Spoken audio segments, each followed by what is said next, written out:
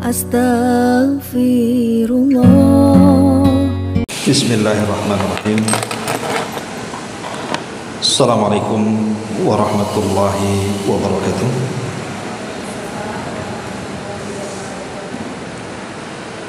Bihamdillahi wassalatu wassalamu ala rasulillah wa ala alihi wa sahbihi wa mawalah wa la hawla wa la quwata illa billahi wa ba'd. Baik, kita lanjutkan kajian kita, masih membahas tafsir singkat dari surah Al-Qiyamah, dan kita masuk pada ayat ke-16 dan seterusnya. A'udzu billahi minasyaitonir rajim. Bismillahirrahmanirrahim. La tuharrik bihi lisanaka lita'jala bihi. Inna alaina jam'ahu wa qur'anahu fa idza qara'nahu fattabi' qur'ana thumma inna alaina bayan. Janganlah engkau wahai Muhammad menggerakkan lidahmu untuk membaca Al-Quran karena hendak cepat-cepat menguasainya. Sesungguhnya kami yang akan mengumpulkannya di dadamu dan akan membacakannya. Apabila kami telah menyelesaikan membacanya, maka itu ikutilah bacaan itu. Kemudian sesungguhnya kami yang akan menjelaskan.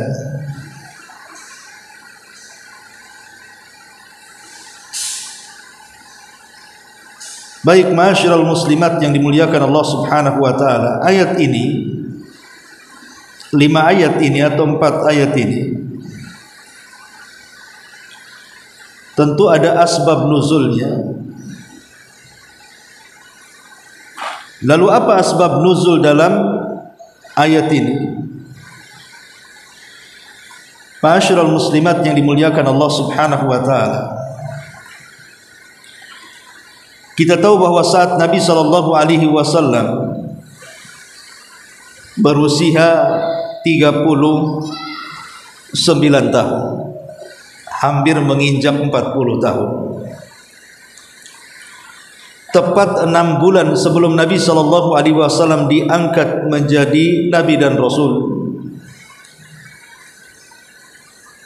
maka Nabi sallallahu alaihi wasallam selalu bermimpi dengan mimpi-mimpi yang aneh, di mana mimpi ini dijelaskan oleh Ummul Mukminin Aisyah radhiyallahu anha, kafalaki subhi. Mimpi itu seperti falak subuh, saking jelasnya dan terangnya. Maknanya setiap Nabi sallallahu alaihi wasallam bermimpi selalu menjadi kenyataan dalam kehidupannya, dan itu berlangsung selama 6 bulan berturut-turut. Sampai pada waktunya ketika 6 bulan berlalu dan usia Nabi sallallahu alaihi wasallam tepat di usia 40. Dan ingat, usia 40 itu adalah usia yang sangat cemerlang dalam kehidupan manusia. Karena usia ini adalah usia dewasa, di mana seseorang sudah bisa menahan emosi dan bisa untuk melahirkan ide-ide bagus.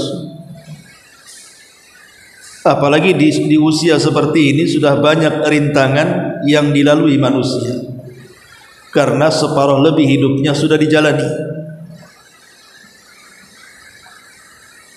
Lah Nabi sallallahu alaihi wasallam di usia 40 tahun inilah meminta izin kepada Khadijah, istri tercintanya, untuk tafakur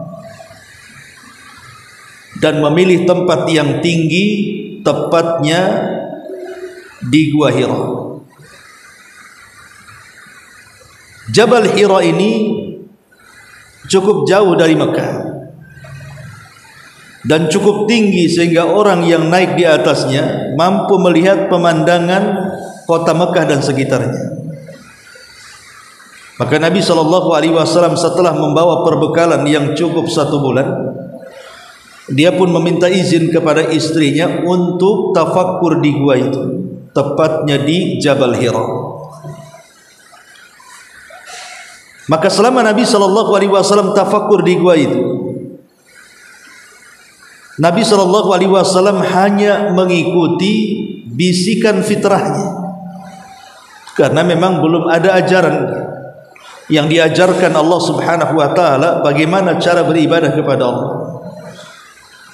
Dan fitrah Nabi SAW mengikuti syariat Ibrahim, tidak suka melakukan kesyirikan, kemungkaran dan kemaksiatan. Ada yang mengatakan di tanggal 17 Ramadan, karena saat Rasulullah SAW tafakur di Gua Hira itu kan di bulan Ramadan, sehingga ada yang mengatakan di tanggal 17 Ramadan, ada juga yang mengatakan di tanggal-tanggal ganjil di 10 akhir Ramadan, dan itu pendapat yang kuat.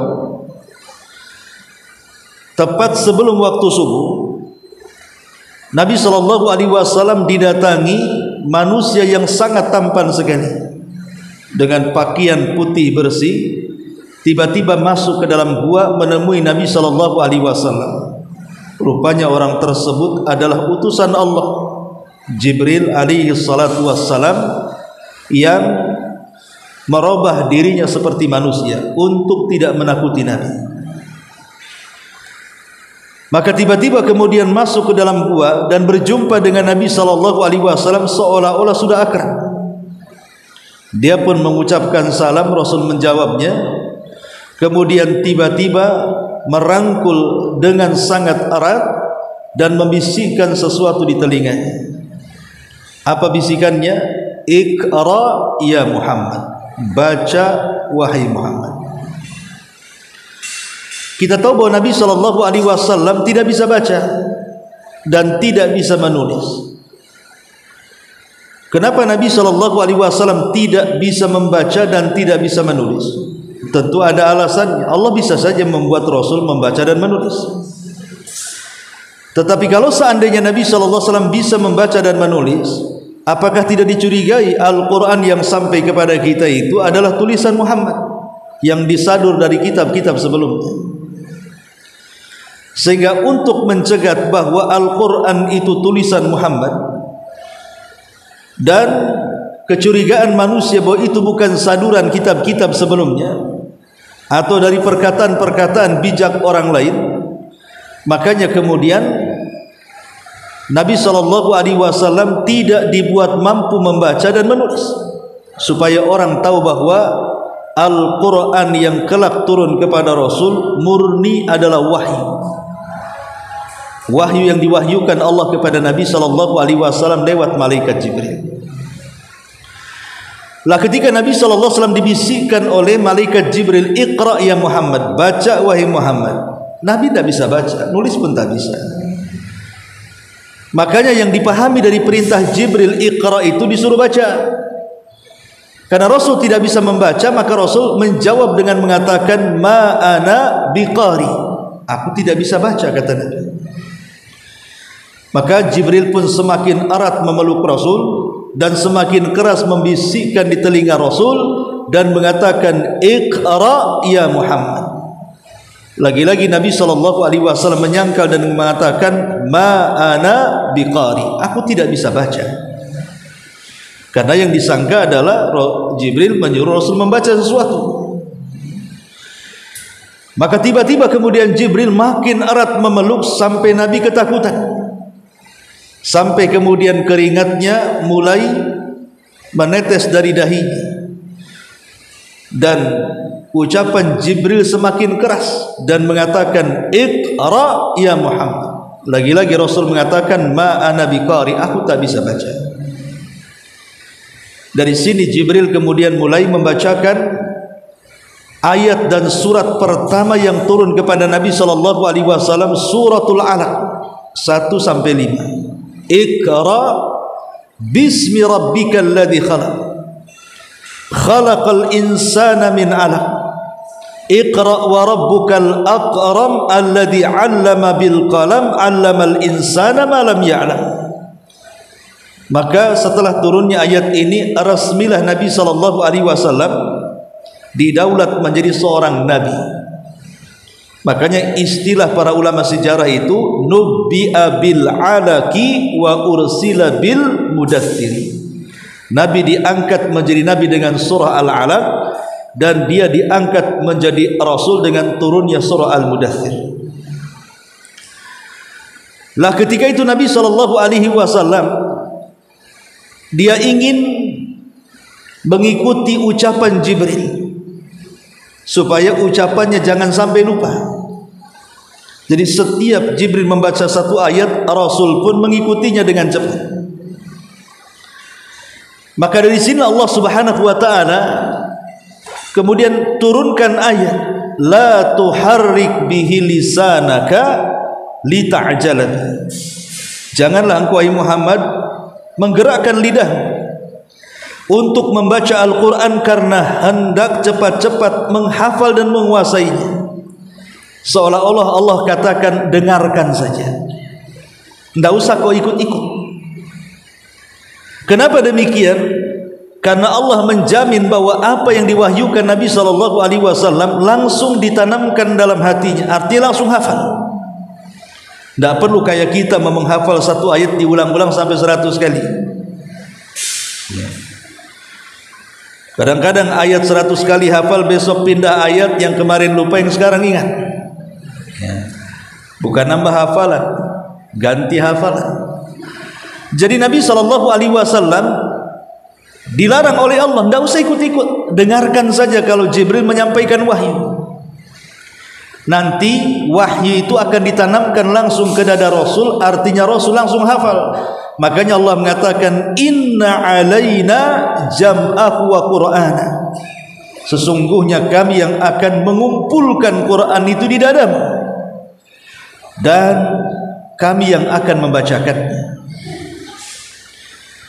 Kemudian Allah Subhanahu wa taala mengatakan fa idza qara'nahu fattabi' Qur'an. Apabila kami telah selesai membacakannya, baru engkau boleh membacanya. Jadi saat turun wahyu, Allah Subhanahu wa taala memerintahkan Rasul untuk tidak mengganggu malaikat Jibril menyampaikan wahyu. Biarkan dia bicara. Apa yang Allah wahyukan kepada Jibril untuk disampaikan kepada Rasul, dengarkan saja.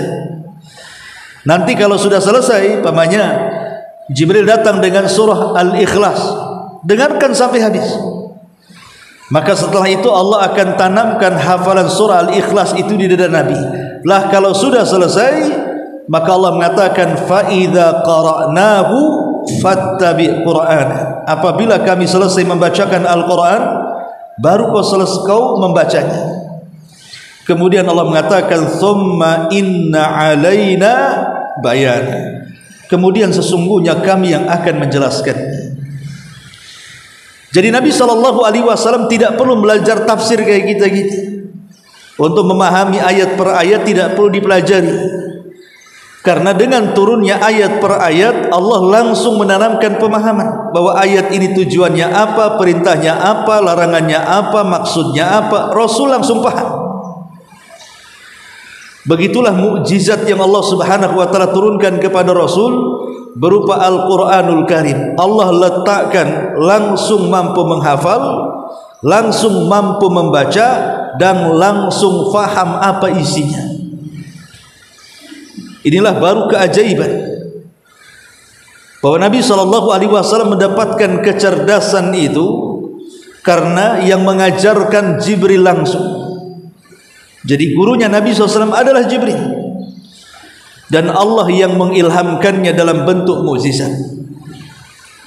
Ma'asyiral muslimat yang dimuliakan Allah Subhanahu wa taala, dari 4 ayat ini ada 2 faedah besar bagi kita. Pertama, fadlu hifdil Qur'ani, keutamaan besar seorang muslim ketika mampu menghafal Al-Quran.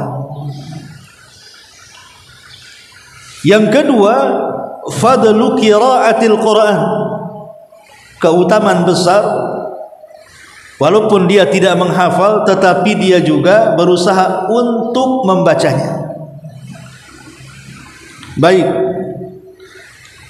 lalu apa keutamaan yang akan didapat bagi mereka para penghafal Quran ini? Ma'asyiral muslimat yang dimuliakan Allah Subhanahu wa taala. Yang pertama, hifdzul Qur'ani sunnatun muttaba'atun, bahwa menghafal Quran itu merupakan sunnah yang harus diikuti. Alasannya karena Nabi sallallahu alaihi wasallam beliau penghafal Quran,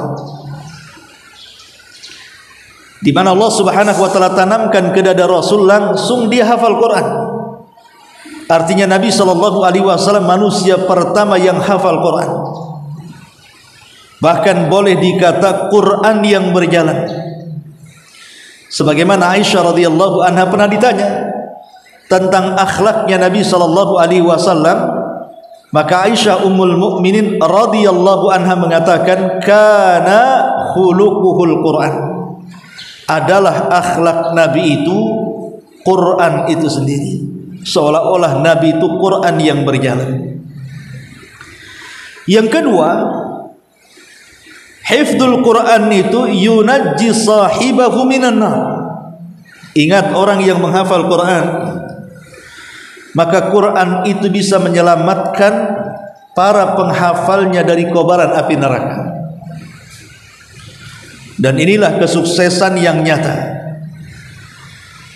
Karena ada orang di dunia menganggap kesuksesan itu kalau selamat dari penyakit, selamat dari kefakiran, selamat dari bahaya dunia, kecelakaan dan yang semacamnya. Bukan, ya itu memang keselamatan, tapi itu bukan keselamatan yang hakiki. Tapi keselamatan yang hakiki adalah ketika orang terbebas dari api neraka. Itulah yang Allah katakan, faman zuhziha 'anil nar wa udkhilal jannah faqad faz. Siapapun yang dihindarkan dari api neraka dan dimasukkan ke dalam surga, barulah dia dinyatakan sukses dengan gemilang. Lah para penghafal Quran itu akan diselamatkan dari api neraka berdasarkan hadis Nabi yang disahihkan oleh Syalbani rahimahullahu taala, di mana Rasul mengatakan lau jama'al Quran fi ihabin ma ahraqahu Allahu bin nari. Kalau seandainya Allah Subhanahu wa taala kumpulkan Quran dalam sebuah tempat, maka Allah tidak akan membakar tempat itu dengan neraka. Bagaimana kalau seandainya Quran itu ada di dada-dada ibu? Maka Allah tidak akan menyentuh dada kita dengan api neraka. Kemudian yang ketiga, annahu tunalu bihi syafa'atu. Para penghafal Quran itu dijamin mendapatkan syafaat. Dalam hadis Nabi SAW mengatakan, iqra'ul Qur'ana fa innahu ya'ti yaumal qiyamati syafi'an li ashabi. Bacalah Quran, karena boleh jadi Al-Quran itu akan datang menghadap Allah pada hari kiamat dan akan menjadi syafaat bagi para penghafalnya. Ingat, di akhirat itu tidak ada yang bisa menyelamatkan kita kecuali dengan 3 perkara. Pertama, amal saleh yang kita lakukan. Yang kedua, syafaat. Dan yang ketiga, rahmat dari Allah Subhanahu wa ta'ala. Lah salah satu yang bisa menyelamatkan kita syafaat. Lah Quran itu akan memberikan syafaat bagi para pembacanya. Kemudian yang keempat, annal Qur'ana yarfa'u sahibahu fil jannah. Jadi Quran ini bukan hanya sekedar memasukkan para penghafalnya ke dalam surga, tapi lebih daripada itu menentukan tinggi rendahnya tingkatan di surga. Dan itu berdasarkan hadis Nabi sallallahu alaihi wasallam ketika para penghafal Quran dikumpulkan di sorga, maka Nabi mengatakan yuqalu li sahibil Quran, akan dikatakan kepada para penghafal Quran yaumal qiyamah, pada hari kiamat, iqra wartab warattil kama kunta turattil fid dunya fa inna manzilataka inda akhiri ayatin taqra'uha. Kata Nabi sallallahu alaihi wasallam, baca, ketika dia membaca Al-Quran di sorga itu, Allah letakkan rab-rab dalam bahunya semacam sayap, kemudian dia terbang memilih tingkatan, dan antara tingkatan sorga ke tingkatan sorga berikutnya antara jarak langit dan bumi. Jadi dia suruh terbang ke atas, menunjukkan Al-Quran ini juga dibaca sampai ke sorga. Kemudian ketika menentukan tingkatan itu, maka disuruh mentartilkan sambil membaca Quran. Rasul Allah mengatakan, bacalah Quran dengan tartil sebagaimana kau baca di dunia. Kemudian di ujung riwayat Rasul mengatakan, karena kedudukanmu di sorga itu sesuai dengan akhir ayat yang kau baca di dunia. Dari hadis ini Syekhul Islam Ibn Taimiyah rahimahullahu ta'ala mengatakan bahwa tingkatan sorga itu sejumlah ayat di dalam Al-Quran. Berapa jumlah ayat dalam Al-Quran? Ya 6.000 lebih, 6.400, 6.500 kurang lebih jumlah ayat dalam Al-Quran. Sejumlah itulah tingkatan di sorga. Lah para penghafal Quran itu akan terus naik dan akan berhenti di tingkatan sebagaimana akhir ayat yang kita baca di dunia. Kalau sebelum kita meninggal kita membaca surah Al-Ikhlas dan itu akhir yang kita baca di dunia, maka ketika sudah sampai di surat itu, berarti disitulah tingkatan yang Allah tentukan kepada kita. Ini yang keempat. Yang kelima, bahwa Al-Quran ini bisa memuliakan para penghafalnya di dunia apalagi di akhirat. Kata Nabi sallallahu alaihi wasallam, inna min ijlalillahi ta'ala iqramu dhisyaibatil muslim wa hamilul qur'ani ghairal ghali fihi wal jafi anhu wa iqramu dhisultanil muqsid. Kata Nabi sallallahu alaihi wasallam, termasuk seseorang itu memuliakan Allah Subhanahu wa taala, mengagungkan Allah Subhanahu wa taala ketika seseorang melalui 3 tahapan. Kalau seseorang melakukan 3 tahapan, berarti kita telah mengagungkan Allah.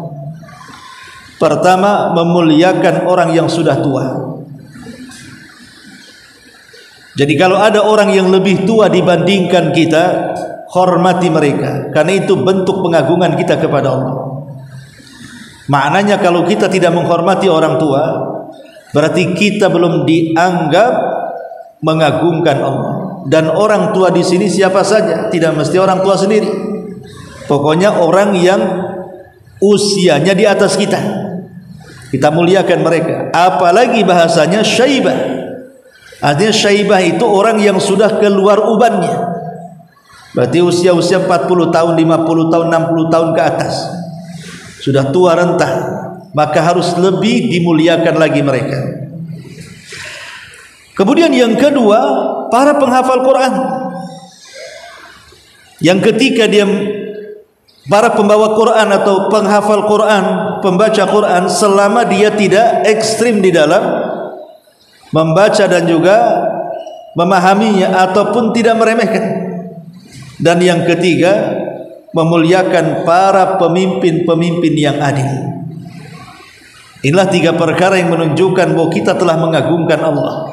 Kita hormati orang yang sudah tua, kita menghormati para penghafal Quran, dan kita menghormati para pemimpin yang adil. Dari sini kita tahu bahwa bagaimana Nabi SAW memuliakan orang yang telah memuliakan Allah Subhanahu wa taala. Salah satunya adalah memuliakan para pembawa Quran. Kemudian yang keenam, anna hifdzal Qur'ani sababur rif'ati fid dunya wal akhirah.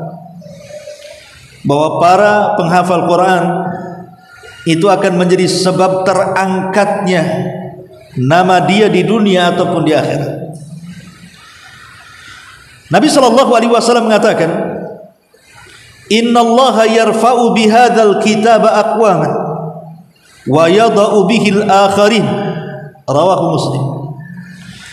Sesungguhnya Allah Subhanahu wa taala akan mengangkat dengan Quran ini beberapa kaum, tapi boleh jadi dengan Quran ini Allah rendahkan kaum yang lain.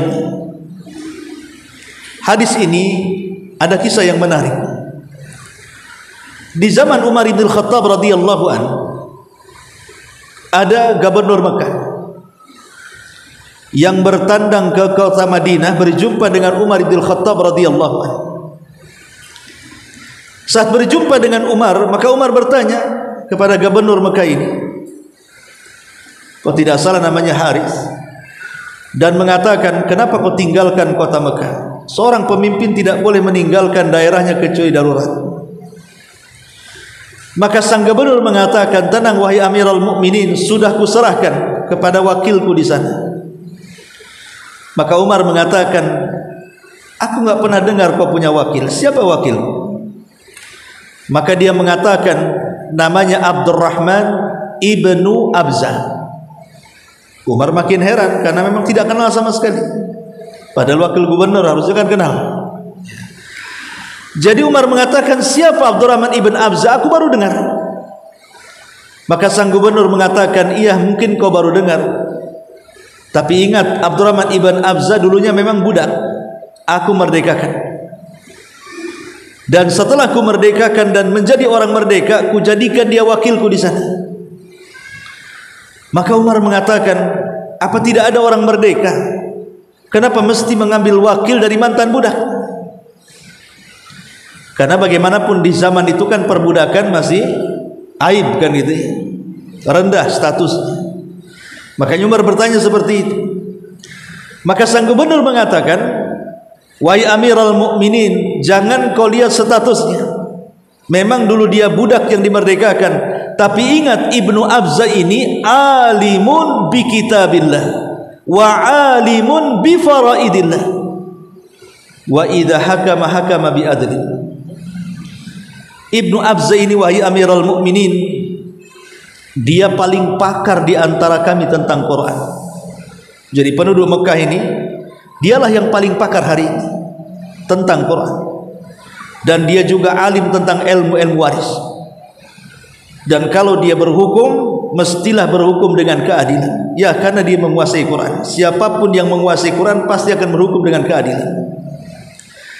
Ketika melihat alasan sang gubernur, disinilah Umar bin Khattab radhiyallahu an tiba-tiba takbir dan mengatakan, Allahu Akbar. Laqad sadaqa Rasulullah sallallahu alaihi wasallam, sungguh benar ucapan Nabi gitu. Kemudian Umar membaca hadis ini, innallaha yarfa'u bihadzal kitaba aqwaman wa yadha'a bihil akharin.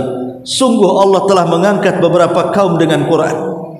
Seperti Ibnu Abza, dia seorang budak yang dimerdekakan, tidak punya status, kekayaan, nasab dan yang semacamnya, tapi Allah angkat derajatnya menjadi gubernur. Disebabkan apa? Kepakaran dia dalam Quran. Ini di dunia. Tapi ingat, Quran juga bisa merendahkan orang. Kalau seandainya orang ini membaca dan menginjak-injak Al-Quran. Ini yang ke-6. Yang ke-7,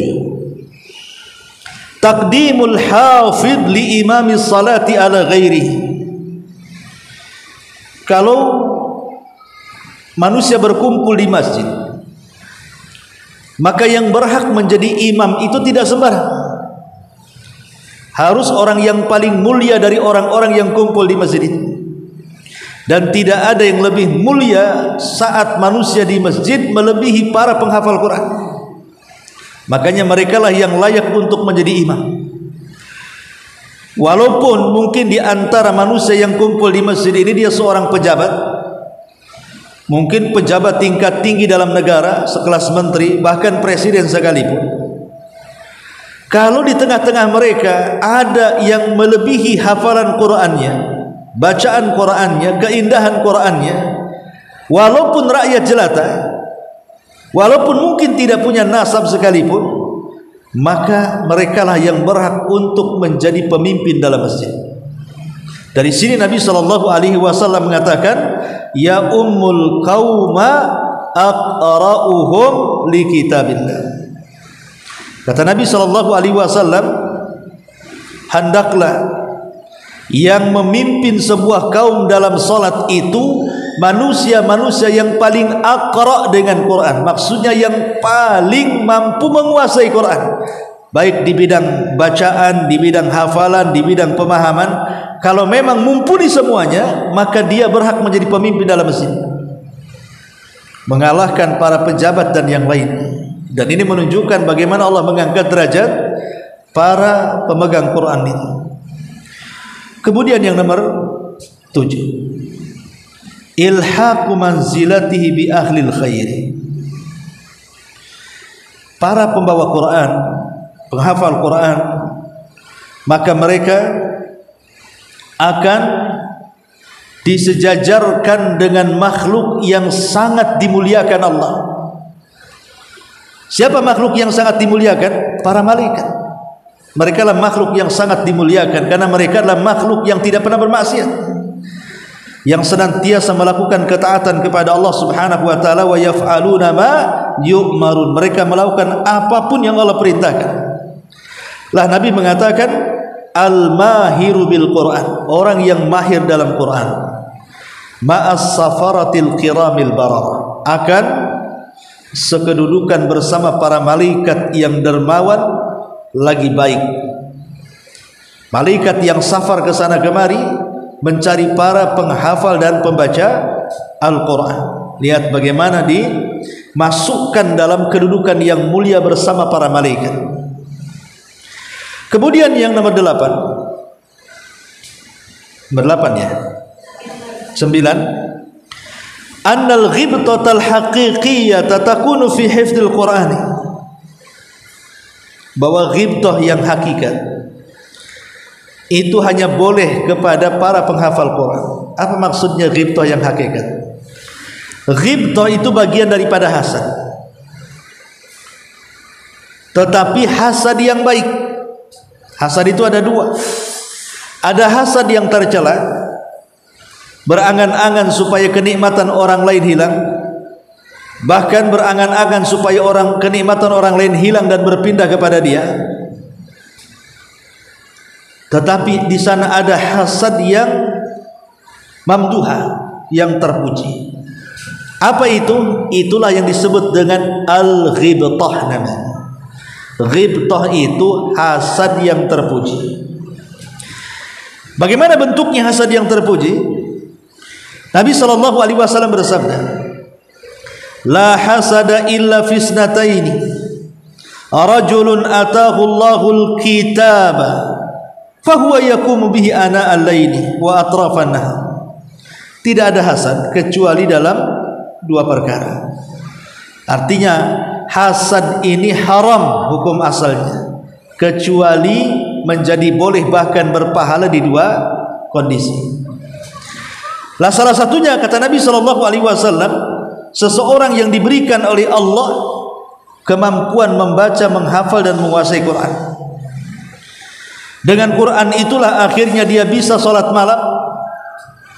Dengan Quran itu pula dia tidak henti-hentinya membaca di siang hari. Kemudian kita ini yang tidak seperti orang itu berangan-angan, ya Allah, kalau aku seperti dia menjadi para penghafal Quran, hobi dengan Quran, aku pun akan melakukan hal yang sama. Sebenarnya kalimat ini hasad, tapi hasad yang tidak tercela, tapi justru hasad yang terpuji. Inilah yang disebut dengan ghibtah tadi. Hasad yang mendapatkan pahala, ingin mendapatkan nikmat orang lain, tetapi tidak ingin menghancurkan kenikmatan orang lain.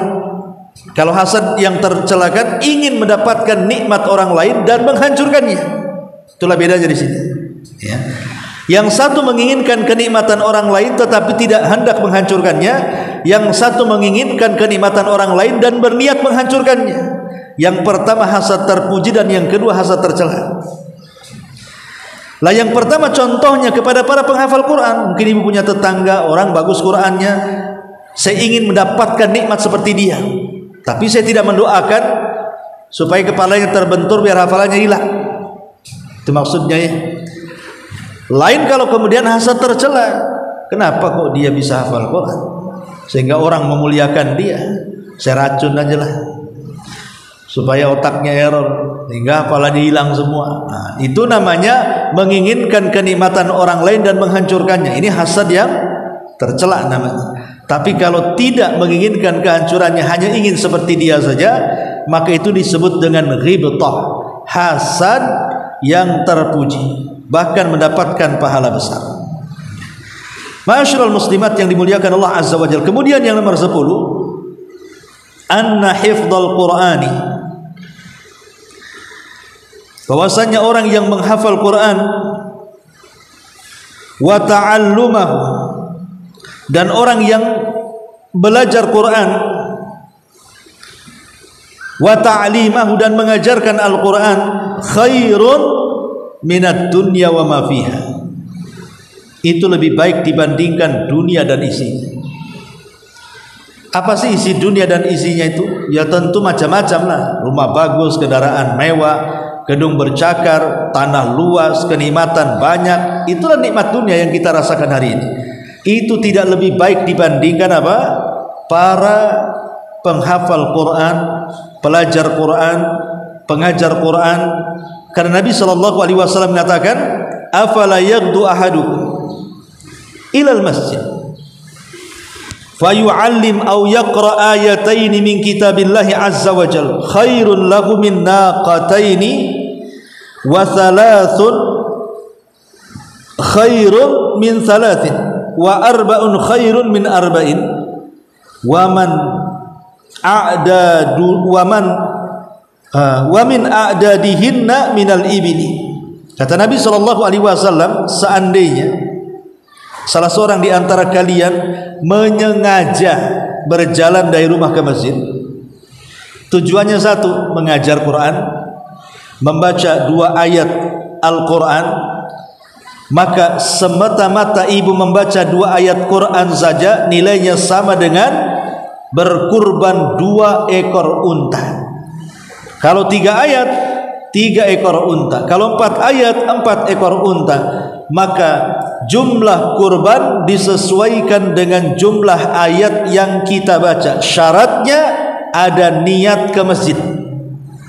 Jadi memang ada niat datang ke masjid, bukan untuk persoalan yang lainnya, memang ingin baca Quran di masjid.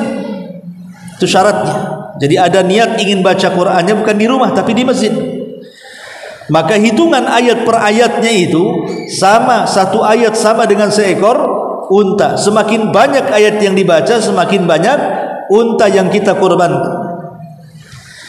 Ini di antara 10 manfaat kenapa para penghafal Quran itu demikian luar biasanya. Ma'asyiral muslimat yang dimuliakan Allah Azza wa Jalla, ini yang pertama. Kemudian yang kedua, bicara tentang orang-orang yang membaca Quran. Karena mungkin kalau seusia ibu-ibu yang sudah sepuh, yang sudah banyak masalah dunia bercokol di kepala ibu, kalau menghafal itu kayaknya sulit sekali. Sebenarnya bukan tidak bisa menghafal, bisa, cuman terlalu banyak hafalannya di kepalanya itu. Hafalan utang, hafalan ini, macam-macam campur ya. Makanya akhirnya karena banyaknya hafalan, bukan hanya Quran saja, itulah yang kemudian membuat error otak ibu-ibu itu. Sehingga kalaupun kita tidak bisa menghafal Quran, seperti anak-anak muda yang Masya Allah sekali duduk bisa satu muka gitu ya, maka jadilah para pembaca Quran. Jadilah para pembaca Quran. Ma'asyiral muslimat yang dimuliakan Allah Azza wa Jalla, ulama mengatakan tilawatu kitabillah min afdhalil ibadati allati yataqarrabu bihal 'abdu ila rabbi. Ulama mengatakan membaca Al-Quran itu seafdol-afdolnya ibadah, di mana ibu bisa mendekatkan kepada Rabbnya. Jadi membaca Quran itu seutama-utama ibadah. Seorang hamba mendekatkan diri kepada Allah Subhanahu wa ta'ala. Allah mengatakan dalam surah Fatir 29, innal ladina yatluna kitaballahi wa aqamus salata wa anfaqu mimma razaqnahum sirran wa alaniyatan yarjuna tijaratan lan tabur. Sesungguhnya orang-orang yang mereka membaca Al-Quran, selain itu mereka juga mendirikan salat dan menunaikan zakat yang kami rizkikan kepada mereka, baik terang-terangan ataupun sembunyi-sembunyi, maka sesungguhnya mereka telah mengharap jual beli bersama Allah Subhanahu wa ta'ala yang tidak pernah akan rugi selamanya. Jadi membaca Quran itu bagian daripada jual beli kita dengan Allah. Kalau jual beli dengan manusia terkadang rugi, terkadang untung, terkadang tidak rugi dan untung. Tapi kalau berjual beli dengan Allah itu sudah untung, lipatannya juga luar biasa. Ini yang harus dipahami, bahwa para pembaca Quran itu adalah mereka sedang melakukan seafdal-afdalnya ibadah. Dan pentingnya membaca Quran itu sampai Nabi SAW memerintahkan kita untuk membaca Quran. Jadi Rasul yang senantiasa di banyak riwayatnya memerintahkan umatnya untuk jangan meninggalkan Quran, dan diperintahkan untuk senantiasa membaca Quran. Dalam sebuah hadis Rasul mengatakan, ta'allamul Qur'ana fa innahu ya'ti yaumal qiyamati syafi'an li ashabi wa 'alaikum bizahrawaini al-baqarah wal imran fa innahuma ta'tiyani yaumal qiyamah ka'annahuma ghamamatan aw ka'annahuma ghayayatan aw farqani min at-tayr tuhajani an ashabihima wa 'alaikum bi suratil baqarah fa inna akhdaha barakatun wa tarkaha hasratun wa la yastati'u hal batalatu. Rawahu Muslim. Kata Nabi, pelajari Quran, karena dia nanti pada hari kiamat akan menjadi syafaat bagi para pembacanya. Dan utamakan dua surat Al-Baqarah dan Al-Imran, karena keduanya akan menjadi sayap, dalam riwayat akan menjadi awan yang menaungi kita dari teriknya matahari pada hari kiamat. Dan bacalah surah Al-Baqarah, karena siapapun yang mengambilnya akan mendapatkan berkah, siapapun yang meninggalkannya akan mendapatkan penyesalan, dan tidak ada satupun tukang sihir yang sanggup untuk sampai kepadanya untuk menyakitinya. Makanya dulu pernah saya ceritakan tentang ada anak muda yang datang ke seorang dukun. Dukun ini sudah yakin akan menyihir seorang wanita yang dimaksud anak muda itu dengan bayaran tinggi.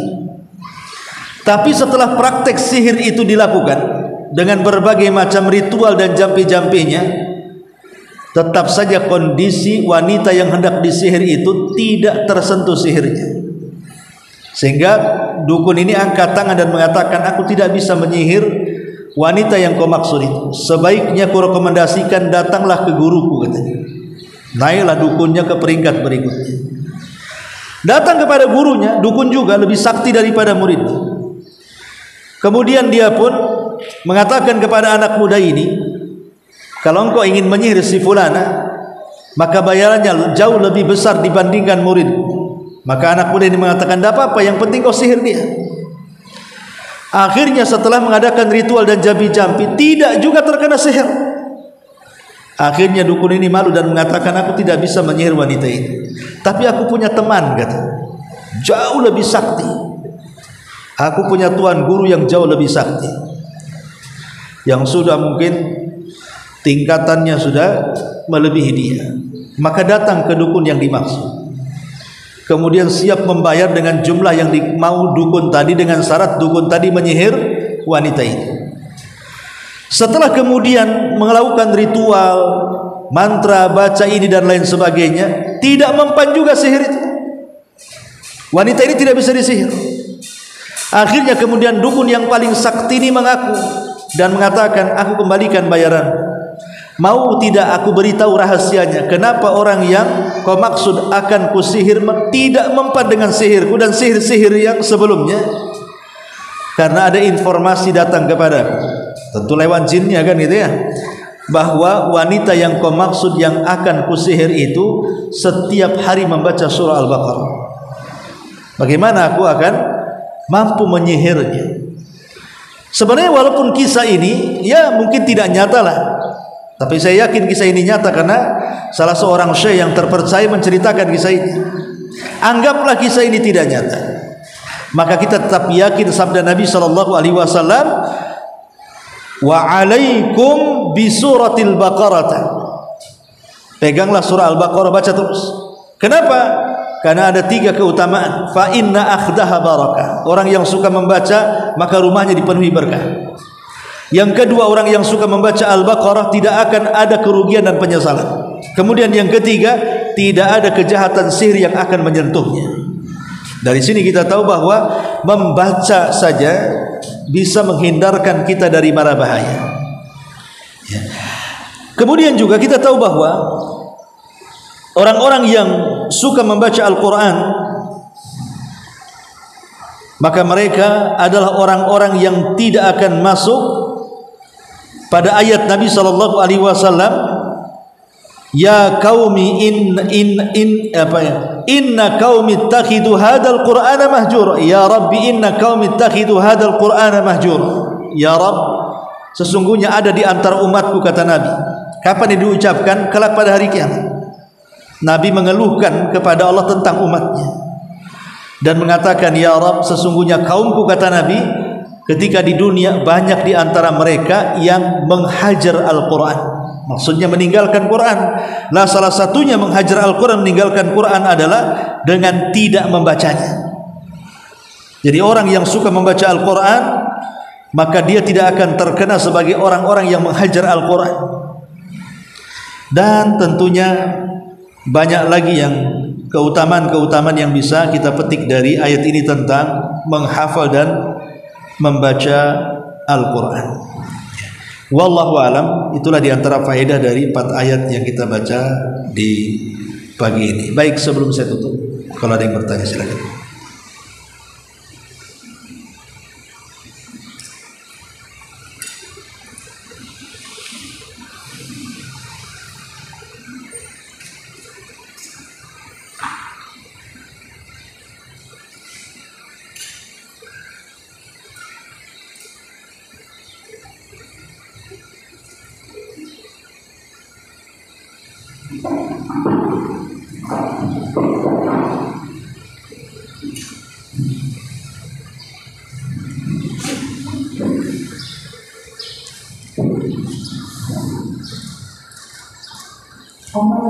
Ini ada pertanyaan.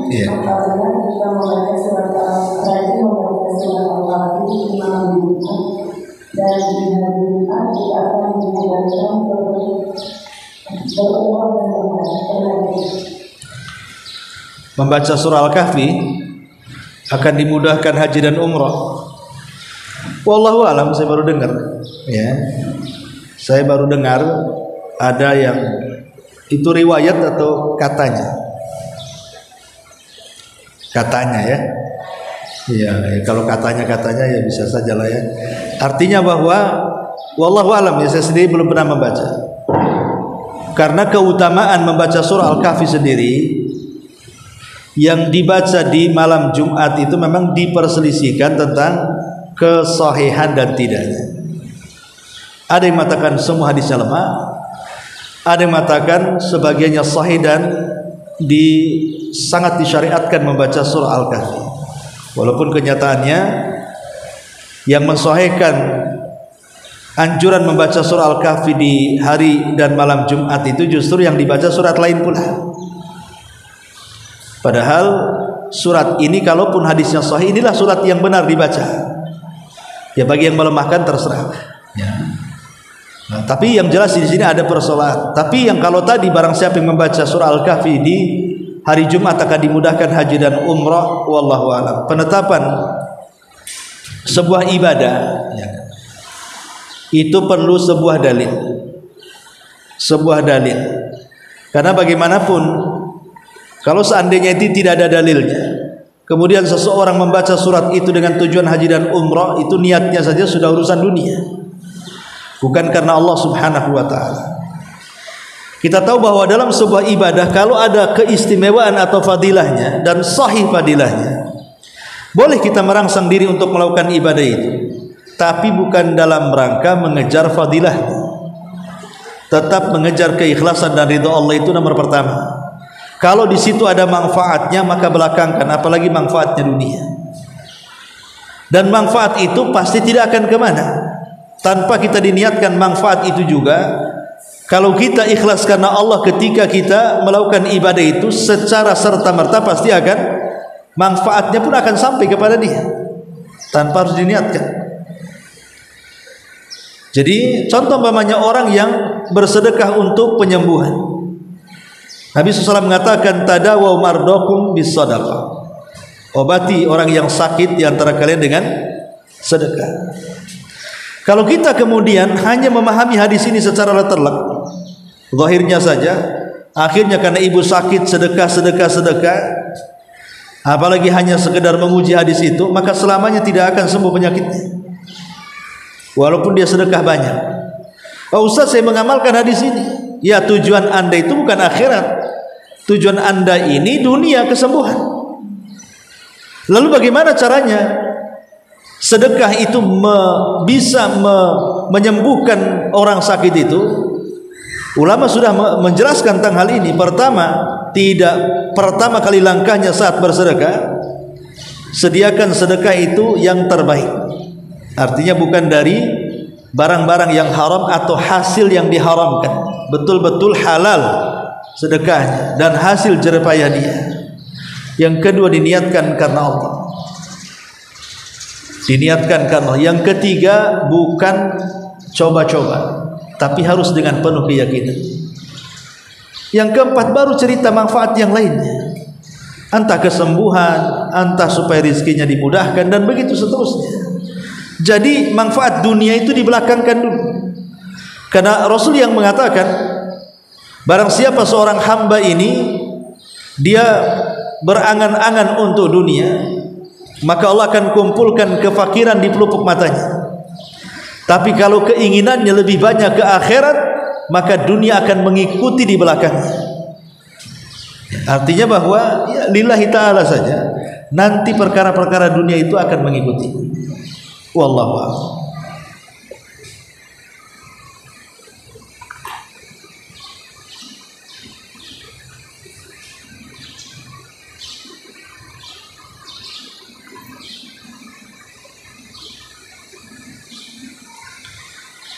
Baik, kalau tidak ada kita tutup. Subhanallahi wa bihamdika, asyhadu an la ilaha illa anta, astaghfiruka